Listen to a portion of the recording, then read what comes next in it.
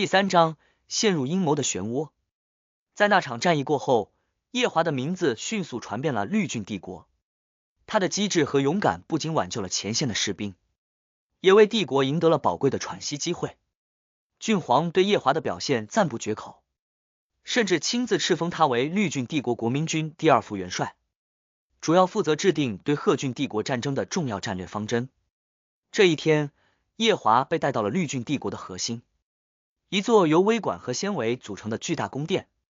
宫殿内部结构复杂，像是一个精密的机械装置，每一个部分都运作得井然有序。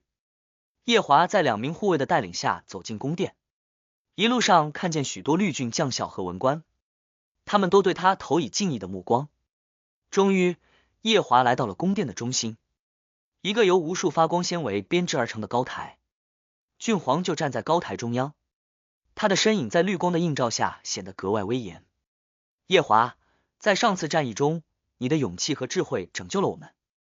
郡皇的声音低沉而有力。现在我有一个重要的任务想要拜托你。夜华微微一惊，但很快镇定下来。请郡皇明示，夜华愿效犬马之劳。郡皇微笑道，我们目前虽然取得了小小的胜利，但贺军大军并未真正撤退。他们的首领贺军大帝是一个极其狡猾而强大的存在。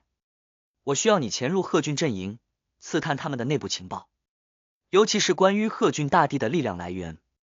夜华心中不禁一阵紧张，潜入敌营可谓危险重重，稍有不慎便可能身陷囹圄。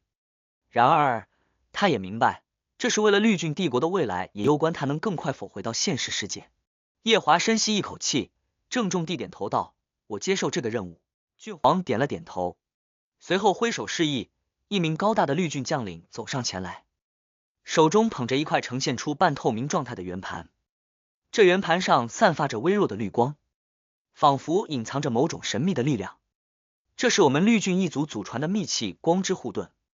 郡皇解释道，它可以隐藏你的气息，使你能够自由穿行于贺郡的领地而不被察觉。记住，你的任务是收集情报，而不是直接参与战斗。夜华接过圆盘，感受到其中涌动的能量，他郑重地将它藏在自己的身上，并向郡皇微微鞠了一躬。我一定会完成任务。当夜，夜华在一队精英绿郡的护送下，悄然潜入了贺郡的领地。随着逐渐深入，四周的环境变得愈发阴暗和沉闷，空气中弥漫着腐败的气味。夜华能感受到周围的气氛与绿郡帝国的温暖大不相同，这里似乎每一个角落都充满了敌意和暴力。不久之后，夜华终于来到贺郡的核心地带，一座由坚硬外壳组成的巨大要塞。这要塞庞佛是一头沉睡的巨兽，阴森而壮观，四周的守卫森严，无数贺郡士兵在其中来回巡逻。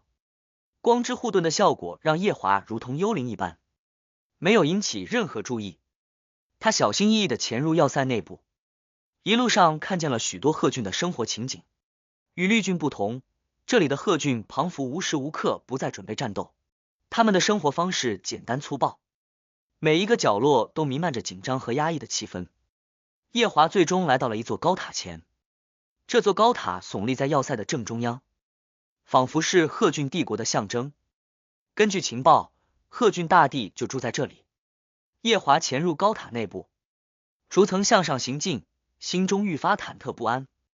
当他终于到达最高层时，一道沉重的大门出现在眼前。门后，夜华隐约听到了低沉的声音，像是在进行某种神秘的仪式。他小心翼翼地推开门缝，目光落在房间内的场景上，不禁惊愕万分。房间中央是一个巨大的黑色漩涡，漩涡中不断散发出浓烈的黑暗气息。贺军大帝站在漩涡前，双手举起，像是在进行某种祈祷或召唤。夜华能感受到从漩涡中散发出的强大力量，那力量似乎不属于这个世界，而是来自于某种更为古老的存在。这就是贺军大帝的力量来源，夜华心中暗自猜测。但他很快发现，这漩涡中的力量并不仅仅是贺军大帝的力量源泉。随着他对漩涡的观察，他逐渐感受到一种超越绿郡和贺郡的存在。就在这时，贺郡大帝的声音突然响起，打破了夜华的思绪。你终于来了，夜华。夜华全身一震，猛地抬头，只见贺峻大帝已经转身，眼中闪烁着阴冷的光芒。他的身影高大，背后的黑色漩涡如同恶魔般蠕动住。夜华的心脏狂跳不止，他知道自己已经暴露了。你以为可以躲过我的眼睛吗？贺峻大帝冷笑道。这个世界没有我看不透的东西。夜华强行镇定下来，冷冷道：你到底是谁？这漩涡中的力量又是什么？贺峻大帝不急不躁地走近夜华，眼中的阴冷愈发明显。你不需要知道太多，夜华，你只是我计划中的一个小角色。至于这漩涡，它是超峻的力量，这个世界真正的主宰。超峻。夜华眉头紧锁，这个名字他从未听闻过。贺峻大帝似乎对夜华的无知感到一丝嘲弄，他扬起手臂指向漩涡。绿俊和贺峻不过是这个世界的棋子，超峻才是真正的主人。他操控住一切，让我们互相残杀，以维持他的统治。那你为什么还要为他效力？夜华忍不住问道。如果你知道真相，为什么不反抗？贺峻大帝冷笑道。因为力量，夜华，力量就是一切。